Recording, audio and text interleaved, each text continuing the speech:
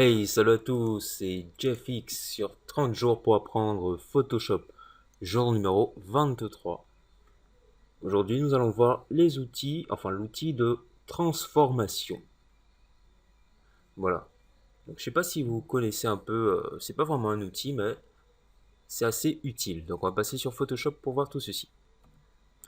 Et oui, donc nous revoilà sur Photoshop. Donc, avec un petit croquis de moi fait par moi. Je vous avoue que je suis pas dessinateur, donc j'ai pas le doigté, hein. C'est pas trop mon kiff de dessiner, donc. Je trouve que c'est pas trop mal. Enfin bref, voilà. Donc ça me ressemble à peu près, hein. À peu près beaucoup, oui. Avec la coupe et tout, bon voilà. Donc j'ai envie de vous parler de l'outil transformation. Donc là, ce que je vais faire pour illustrer mieux mes propos, c'est notamment utiliser du texte. Voilà, donc on attend que l'outil se charge, hein, vite fait. Euh, En blanc, ça serait plus fashion, hein, je pense. Ouais, euh, en blanc comme ça. Et scale molino. Voilà, donc on va mettre GFX. GFX. Bon, je vais mettre en. Bon, en bold. En banque. Ouais, je vais mettre en banque. C'est mieux. Je préfère. Bof. Attends. Wesh. Augmenter légèrement la taille. Voilà. Donc vite fait, je mets ça juste là. Peu importe, hein, que ça fasse.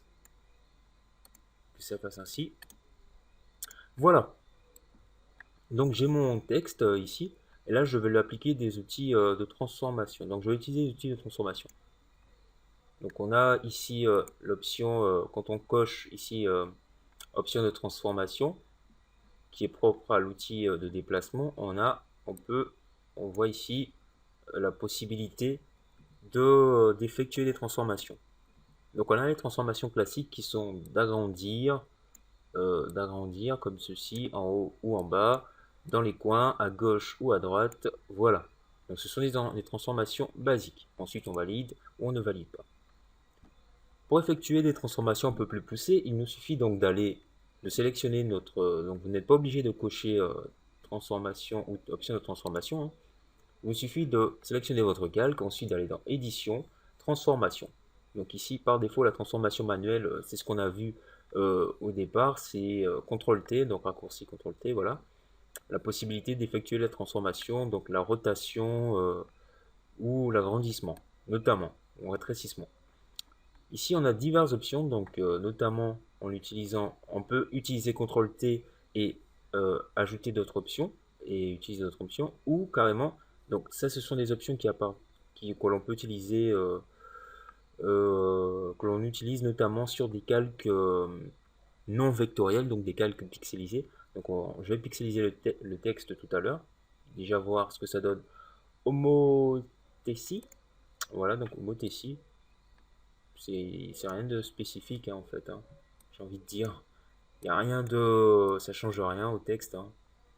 Je vais essayer d'appliquer à mon image. Pour voir. Il n'y a rien. Il n'y a aucun changement à appliquer. Voilà. Ensuite, on retourne ici. On va dans transformation. La rotation. Donc, j'ai envie de vous dire changement basique, hein, on l'a déjà vu. La transformation. Ensuite, on a l'inclinaison. Donc, l'inclinaison, quand on se positionne sur les bords, ici, on voit une petite flèche. Donc, qui nous permet en fait d'incliner notre texte, de nous donner un effet assez sympa, hein. Voilà, donc ça donne un effet de profondeur après, hein, assez intéressant.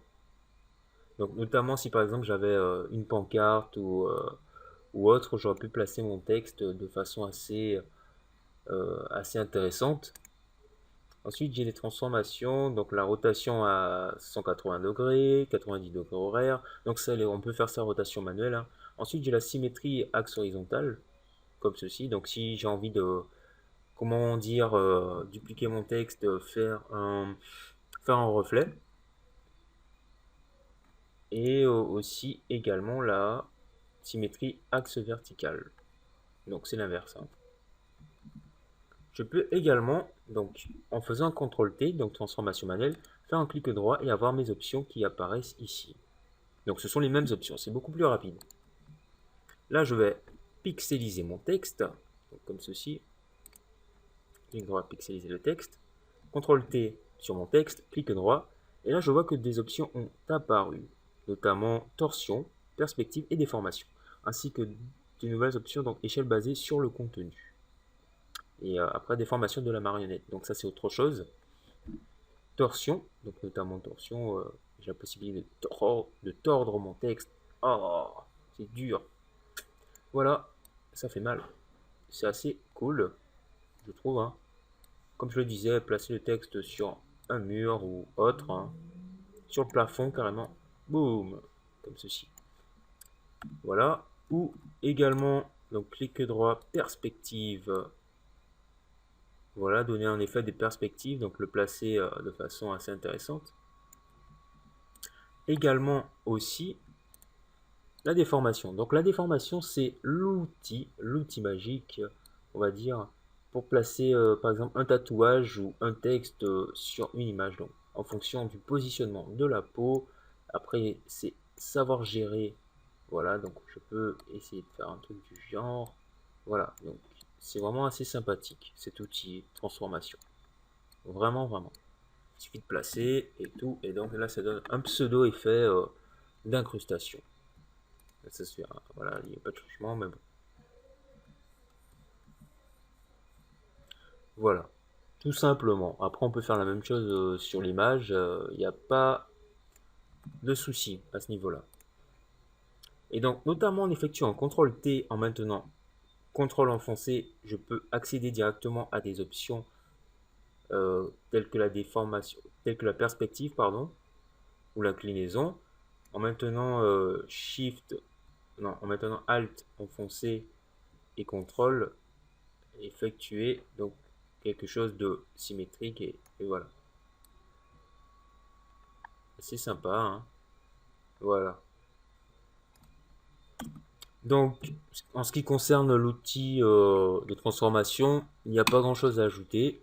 Vous avez tout vu. Vraiment tout.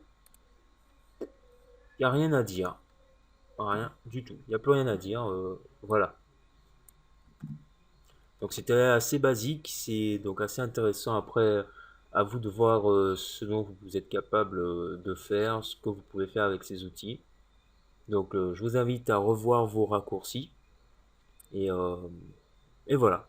Donc dans un prochain épisode, nous allons voir l'utilisation des filtres notamment, ainsi que de la photomanipulation.